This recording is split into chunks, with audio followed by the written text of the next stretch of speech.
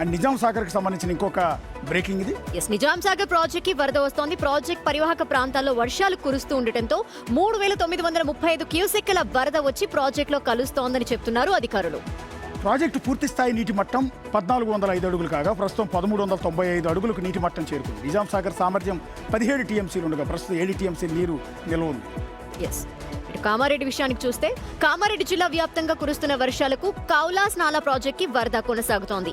Inflow 1940 క్యూసెక్కులుగా ఉంది. Project పూర్తి స్థాయి నీటి మట్టం 458 మీటర్స్ కాగా ప్రస్తుతం 455 మీటర్లకి చేరుకుంది. ఎవరూ ప్రాజెక్ట్ పరిసరాలకు వెళ్లొద్దని అధికారులు హెచ్చరిస్తున్నారు.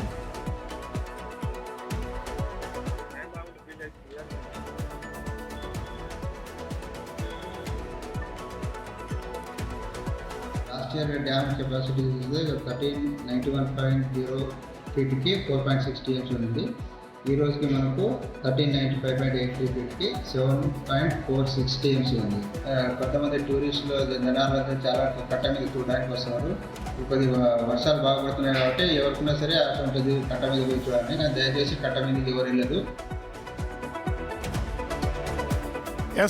రాజేష్, డ్యామ్ మొత్తం నిండినట్టుంది. నిజాం సాగర్ అంతా కూడా దిగువకి ఎప్పుడు నీళ్లు వదిలిపెట్టే అవకాశం ఉంటుంది. పంట పొలాలకి ఆల్రెడీ నీళ్లు పంపు చేస్తూ ఉన్నారా?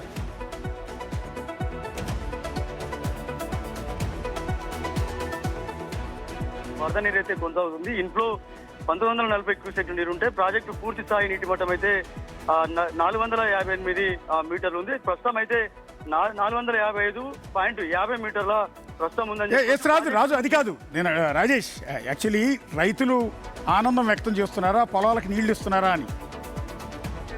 కంపల్సరీ అంటే రైతులు అయితే సంతోషం వ్యక్తం చేస్తున్నారు. ఎల్లినో ప్రభావం వల్ల చాలా వరకు కూడా చాలా నిజామాబాద్ జిల్లాలో వర్షాలు లేక రైతులు ఇబ్బంది పడ్డారు. కానీ గత 3 రోజుల్లో కురుస్తున్న వర్షాలకు సంబంధించి ఇటు కౌలాసనాల కావచ్చు, ఇటు శ్రీరామ్ సాగర్ ప్రాజెక్ట్ కావచ్చు, పెద్ద ఎత్తున వరద నీరు వస్తుంది. రైతులు అయితే సంతోషంగా ఉన్నారు.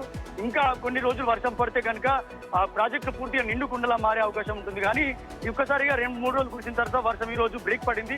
మళ్ళీ ఒక 4 days తర్వాత వర్షాలు ఉన్నట్టుగా వాతావరణ శాఖ అధికారులు అయితే చెప్తున్నారు.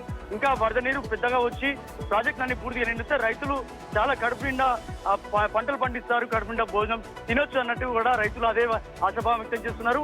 ఖచ్చితంగా మరో కొన్ని రోజులు వర్షం పడితే కనుక ప్రాజెక్ట్ అన్ని కూడా రాజేష్, మళ్ళీ మీ దగ్గరికి అప్డేట్కి వస్తాం. ఒకసారి మంచిర్యాల జిల్లా ఎల్లంపల్లి ప్రాజెక్టులోకి భారీగా వరద నీరు వచ్చి చేరుతుంది. ప్రాజెక్టు పూర్తి సామర్థ్యం 148 మీటర్లు కాగా 147 మీటర్లకు పైగా నీరు చేరింది. ఇక టీఎంసీలో చూస్తే ప్రాజెక్టు పూర్తి సామర్థ్యం 20 టీఎంసీలు కాగా ప్రస్తుతం 18 టీఎంసీలకు పైగానే ఉంది నీటి మట్టం. ఇక ఇన్ఫ్లో 128,202 క్యూసెక్కులుగా ఉండగా అవుట్ఫ్లో 120,508 క్యూసెక్కులుగా ఉంది. ఎగువ నుంచి ఇంకా ఫ్లడ్ కంటిన్యూ అవుతూ ఉండటంతో దిగువకు విడుదల చేస్తున్నారు. మొత్తం 62 గేట్లకు గాను 15 గేట్లెత్తి వాటర్ రిలీజ్ చేస్తున్నారు అధికారులు. ఇక నిర్మల్ జిల్లా కడెం ప్రాజెక్టు పరిస్థితి చూస్తే ఎగువ నుంచి వరద పోటెత్తుతోంది. ప్రాజెక్టు పూర్తి స్థాయి నీటి మట్టం 700 అడుగులు కాగా ప్రస్తుతం నీటి మట్టం 697 అడుగులు. పూర్తి నిల్వ సామర్థ్యం 3.5 టీఎంసీని కాగా ప్రస్తుతం 2.5 టీఎంసీలకు పైగా నీరు నిల్వ ఉంది. ఇక ఇన్ఫ్లో 17,318 క్యూసెక్కులు ఉండగా అవుట్ఫ్లో 15,952 క్యూసెక్కులుగా ఉంది. మొత్తం 18 గేట్లకు గాను 2 గేట్లు ఎత్తి దిగువకు నీటిని విడుదల చేస్తున్నారు. ఒకసారి మన ఆదిలాబాద్ సాయి కిరణ్ దగ్గరికి వెళ్దాం. సాయి కిరణ్, ప్రాజెక్ట్స్ అన్ని కూడా నిండుకుండల్లా కనిపిస్తున్నాయి. వాటర్ వస్తోంది, దిగువకు నీటిని విడిచిపెడుతున్నారు. సో ఎలా ఉన్నాయి అంత ప్రాజెక్ట్ లో?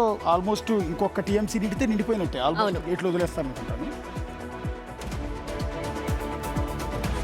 పూర్తిగా 3 రోజుల క్రితం వరకు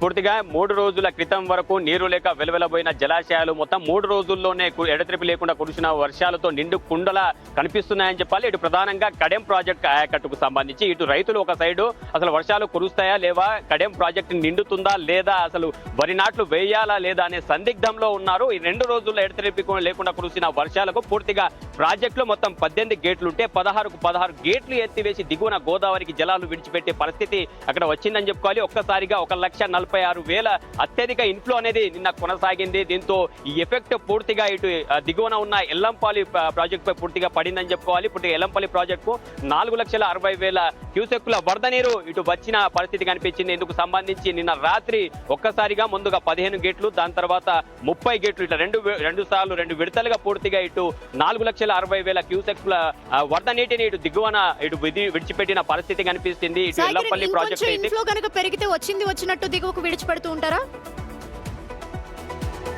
ప్రస్తుతం ఎల్లంపల్లి ప్రాజెక్టుకు సంబంధించి అదే కంటిన్యూ చేస్తున్నారు. ఇన్ఫ్లో ఎంత ఉందో అవుట్ఫ్లో కూడా ఈక్వల్ గా అదే మెయింటైన్ చేస్తున్నారు. రాత్రి 30 గేట్లు తెరిచి ఉండగా ఆ 15 గేట్లు అయితే ప్రస్తుతం మూసివేసి మరో 15 గేట్లు తెరిచి ఉంచి ఇన్ఫ్లో ప్రస్తుతం 1,20,000 ఇటు ఎల్లంపల్లికి కొనసాగుతుండగా అవుట్ఫ్లో కూడా సమానంగా 1,20,000 అవుట్ఫ్లో కూడా క్యూసెక్కుల నీరు అనేది విడిచిపెడుతున్నారు. ఎందుకంటే ప్రస్తుతం దాదాపు పూర్తి నీటి సామర్థ్యం 20 టీఎంసీలు ఉంది. దాదాపు 18.5 టీఎంసీలు దాటిపోయిన పరిస్థితి. దీంతో ఇక్కడ స్టోరేజ్ చేయలేని పరిస్థితి ఉంది. కాబట్టి ఇన్ఫ్లో ఎంత వస్తుందో అవుట్ఫ్లో కూడా అంతే కంటిన్యూ చేస్తున్న పరిస్థితి.